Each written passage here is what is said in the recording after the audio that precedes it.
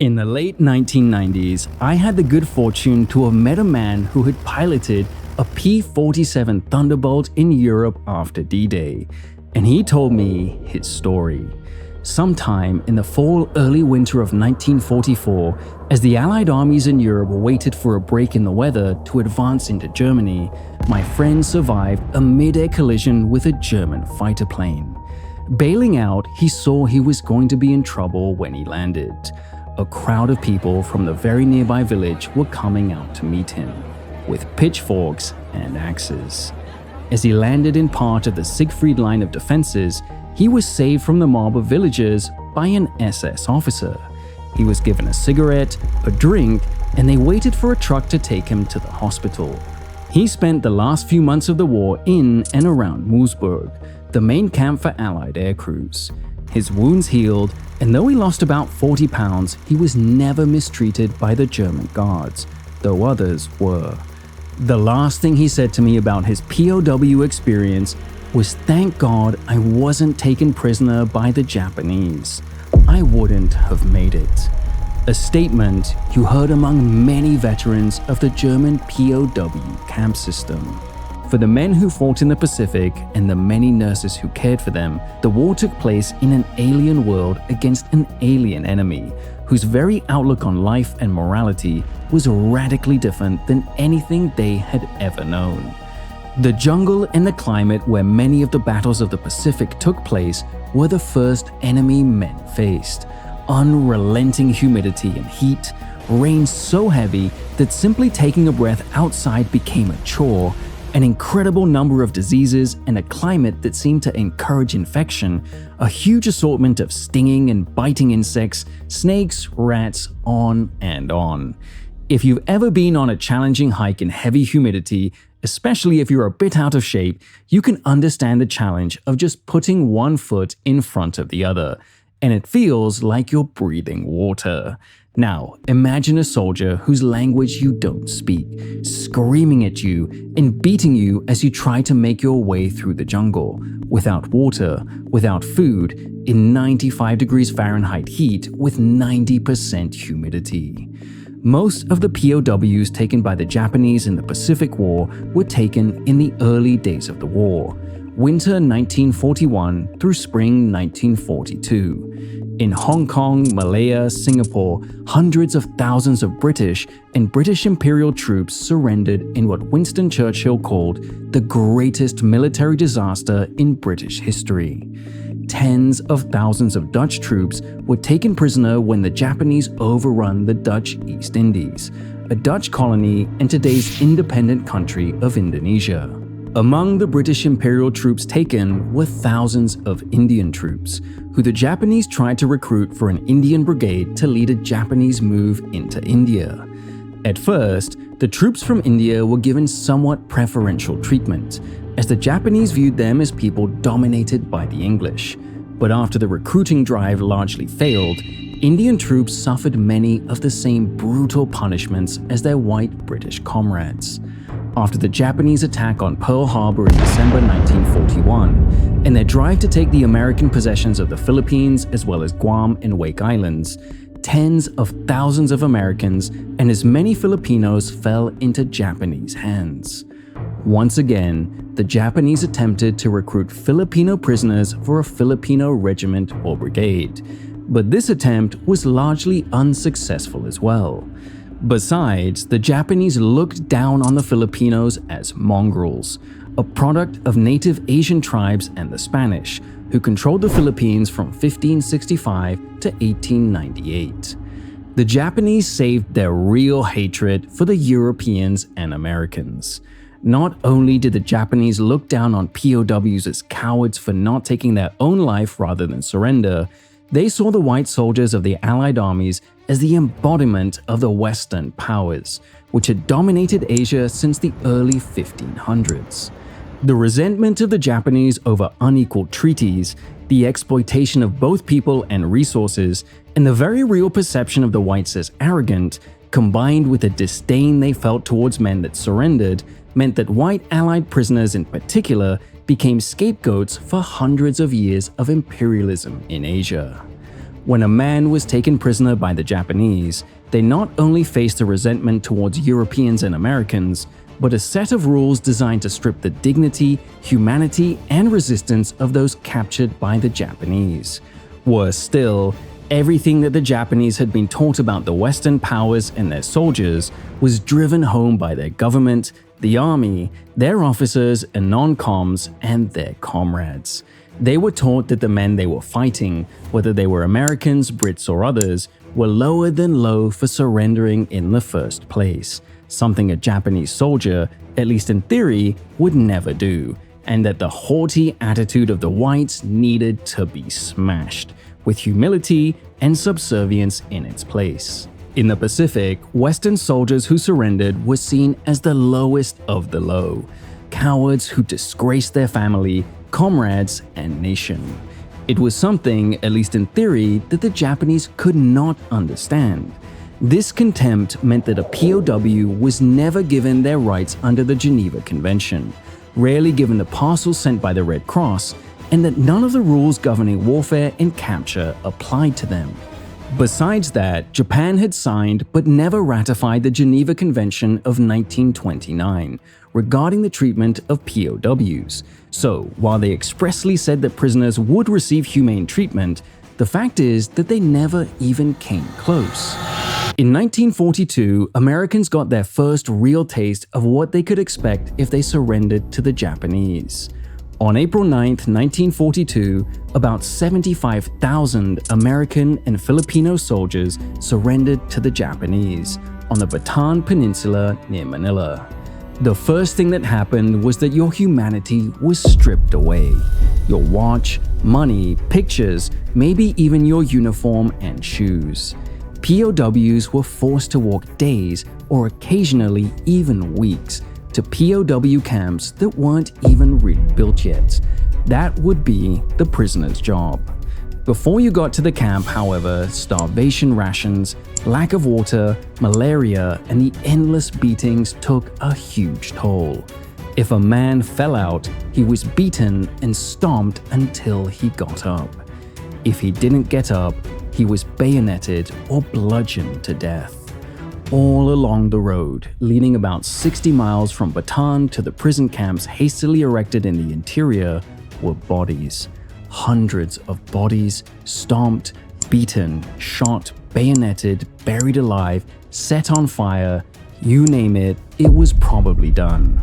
If you managed to survive the death marches and the hell ships that took POWs to camps in China, Japan, and elsewhere, then you were sent to a new hell. One in which the only restraints shown by the Japanese were those ordered by commanders, not any sense of morality or the Geneva Convention.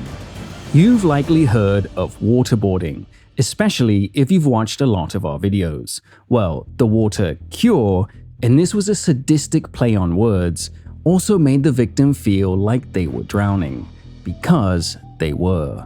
Guards would hold you down while a hose or even a funnel was forced into your mouth or nose. Then, water would be poured or forced down the throat or into the nose.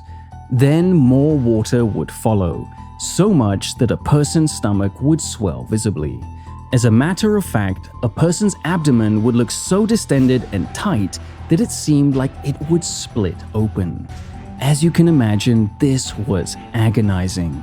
A person felt a blinding pain, a pressure that threatened to literally blow a person up from inside.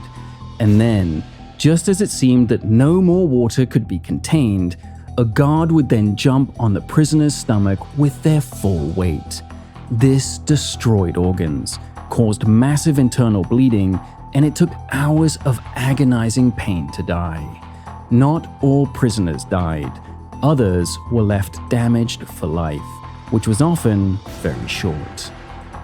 One of the most dreaded punishments was the bamboo splinter torture. Though an agonizing punishment, the bamboo splinter torture was usually applied for minor offenses, like not bowing low enough to a Japanese soldier, speaking without being given permission, missing a work quote, or perhaps even just giving a guard a look he didn't like. You probably think you know what happened next, and you'd be right. Green, razor-sharp slivers of bamboo would be forced under the finger and toenails of the victims. As you can imagine, the pain was excruciating, but it got worse. The environment and the nature of bamboo meant that when it rained or became even more humid, the bamboo slivers would swell under the nails, causing the bamboo to push on the nail bed and bone underneath. The process of swelling, reducing, swelling was like a slow-motion saw, constantly digging into the flesh and bone.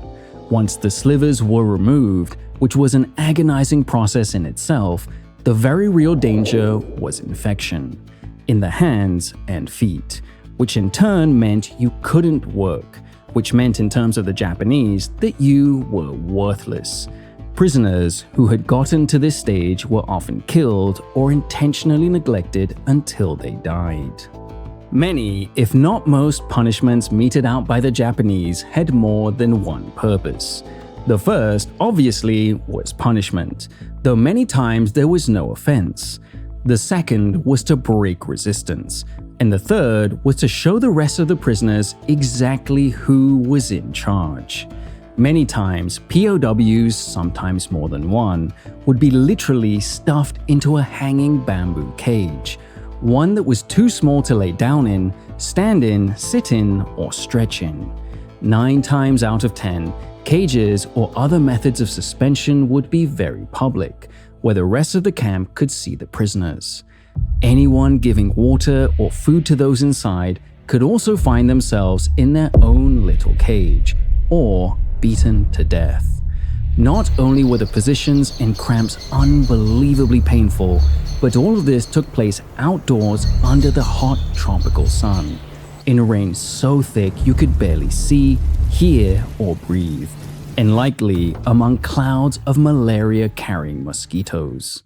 Often, prisoners were left in the cage until they died in it, and then left there so the others could watch the body of their comrade rot away in the wet, hot jungle. Throughout their empire, the Japanese practiced their fighting techniques on live prisoners. A POW would be tied to a tree or post and immobilized, and bayonet practice would begin. Sometimes, as in China, prisoners would be killed quickly, one right after another, with Japanese units competing against one another to see who could kill the most people in a given time. But in the camps, when it came to punishment and an example for the other POWs, the victim was kept alive as long as possible. Guards would cut slices of flesh and were instructed how to stab someone without hitting a major organ. This process would often be strung out for hours or even days while guards watched a man bleed out. This was made worse for the other inmates because they were often either lined up and forced to watch or had to listen to the screams and moans of the victim because the post they were tied to was often in the middle of the camp. Thirst, hunger, ants, heat, and Japanese guards taunting the victims in a language they didn't understand all added to the unbelievable misery. With hundreds of thousands of Allied prisoners in their hands, the Japanese had a ready labor force. The most infamous instance of the mass killing of men through hard labor was on the Burma-Thailand Railway. But in the Philippines, Indonesia, and in Japan, the same type of brutal regimen was forced on the men. In Burma and Thailand, men were forced to dig tunnels through solid rock, build bridges over chasms hundreds of feet high, and lay track for hundreds of miles, in some of the worst heat and humidity on Earth. Most men barely had enough clothing to cover their private areas. Their uniforms rotted and tore away quickly. If that happened and they were lucky, the Japanese would supply a sort of loincloth to wear, but it gave absolutely no protection from the sun and the insects. The Japanese provided less than the required minimum of calories and nutrients needed for a person to survive longer than a few months, unless they managed to join up with other soldiers who scrounged in the jungle or camp for rats, birds, lizards, and more, risking their lives for rat meat. Because the jungle and the environment was so unforgiving and the men's health and immune system so poor and weak, horrible jungle diseases spread quickly. Cholera, the dreaded waterborne disease, causes severe, profuse watery diarrhea that leads to rapid and extreme dehydration, electrolyte imbalance, shock, and potentially death within hours if untreated. Beriberi is caused by a lack of vitamin B1, thiamine, and was and is often caused by a restricted, monotonous diet, consisting almost exclusively of polished white rice. There are two kinds of beriberi, wet and dry. Wet beriberi affects the cardiovascular system, causing fluid retention and heart failure. Dry beriberi affects the nervous system, resulting in muscle weakness, nerve damage, loss of sensation, and paralysis. Beriberi is an unreal and extremely painful disease. And of course, there was dysentery, the intestinal inflammation caused by bacterial or amoebic infection, spread through contaminated food, water, or poor sanitation, and whose effects are painful, bloody diarrhea, high fever, abdominal cramps, and persistent weakness due to nutrient loss and dehydration. Even today, dysentery is one of the world's biggest killers, especially among children in areas with no clean water supply. Making things worse for everyone, not those just being punished, was the dreaded jungle rot. Malnutrition in the humid jungle environment fostered tropical ulcers. Minor scratches failed to heal, quickly becoming aggressive, necrotizing infections. These ulcers consumed skin and muscle, causing excruciating pain.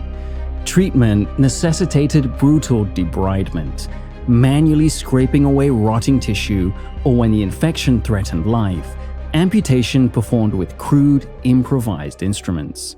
This was an issue for men in the field too, and even the toughest Marine would tell you that having a tropical ulcer scraped out was one of the most painful experiences of their lives. With most combat units, at least there were bandages and medicine. In the camps, jungle rot and open ulcers not only led to infection, but the pain was made even worse by the flies and ants of the jungle, which laid eggs inside the wounds. Everything the Japanese did was designed to break and humiliate their enemy. And every day, sometimes for years, prisoners of the Japanese were forced to endure what most of us can barely even imagine. And of course, the methods we just told you about were just the most common. Like all sadists, many guards invented their own games, like betting on which group of POWs would lay a certain amount of track faster. Not that the prisoners won anything, except another grinding day of suffering.